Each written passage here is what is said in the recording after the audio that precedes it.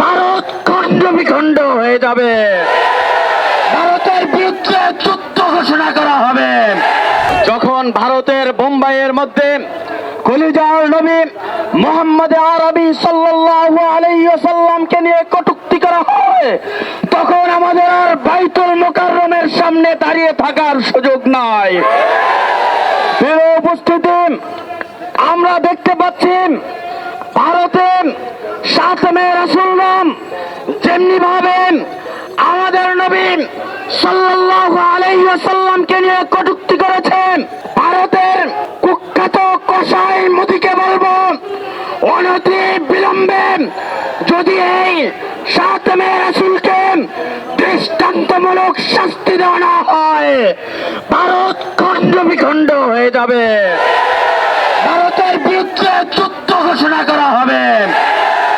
বন্ধুগণ, আমরা জানি 2013 সালে এদেশে নবী প্রেমিক মুসলমানরা নবীর ইজ্জতের হেফাজতের জন্য যখন হেফাজত ইসলাম বাংলাদেশের নেতৃত্বে শাপলা চত্বর অবরোধ করেছিল, উলামায়ে কেরাম দাবি করেছিলেন বাংলাদেশের সংসদে নাস্তিকদের সর্বোচ্চ বিধান ফাঁসির আইন কার্যকর করতে হবে।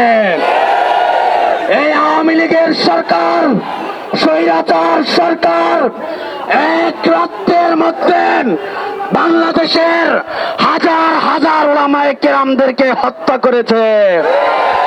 আজও আমাদের হাজার হাজার ভাই পঙ্গু অবস্থায় রয়েছে, কিন্তু আমাদের দাবি আজ পর্যন্ত বাস্তবায়ন হয় নাই।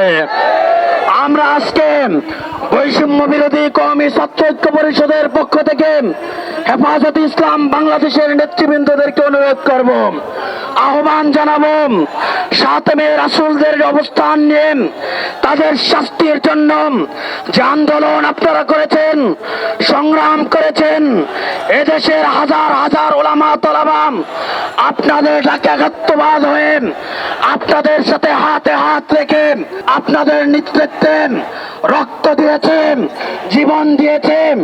আজ আমাদের অবস্থান স্পষ্ট করছি, আপনারা নাস্তিকদের সর্বোচ্চ বিধান কার্যকর করার জন্য আবার যদি ডাক দেন, এদেশের ছাত্র জনতা আপনাদের পাশে থাকবে ইনশাআল্লাহ।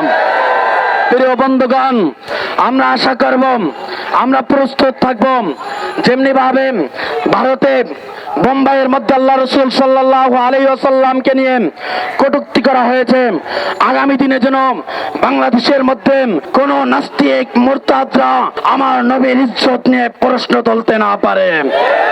সাথে সাথে এক দাবি, নাস্তিকদের সাতমে রাসূলদের এক বিধান, তাদেরকে প্রকাশ্যে মৃত্যুদণ্ড দিতে হবে।